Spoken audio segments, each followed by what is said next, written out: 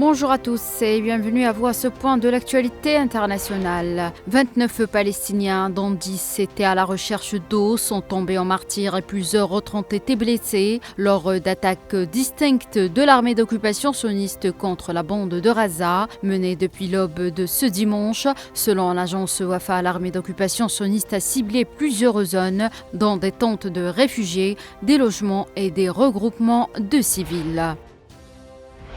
Un nouveau bateau humanitaire, le Handala, s'apprête à quitter la Sicile ce dimanche en direction de la bande de Gaza. Un mois et demi après le départ du Medlin, ce navire de 18 mètres embarquera 18 passagers venus du monde entier. L'initiative vise à acheminer de l'aide humanitaire aux populations gazaouis et à attirer l'attention sur la situation humanitaire critique dans l'enclave, en particulier celle des enfants sous blocus sioniste.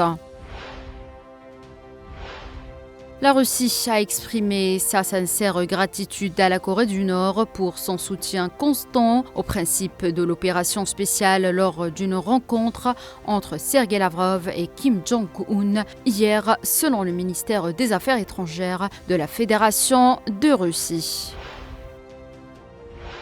Les droits de douane de 30% annoncés par le président américain Donald Trump sur les produits de l'Union européenne pourraient coûter jusqu'à 2,3 milliards d'euros aux familles américaines et à l'industrie agroalimentaire italienne, a estimé samedi la principale organisation représentant le secteur agricole en Italie.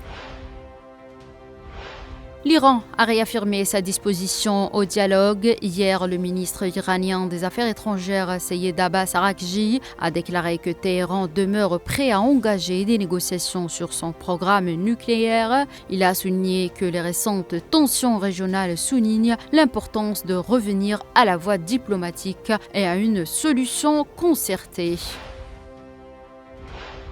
La présidente mexicaine Claudia Sheinbaum s'est dite confiante samedi dans le fait de parvenir à un accord avec les États-Unis sur les tarifs douaniers après que son homologue américain Donald Trump a annoncé une surtaxe de 30% sur les exportations mexicaines. C'est la fin de ce point de l'actualité internationale. Merci de l'avoir suivi.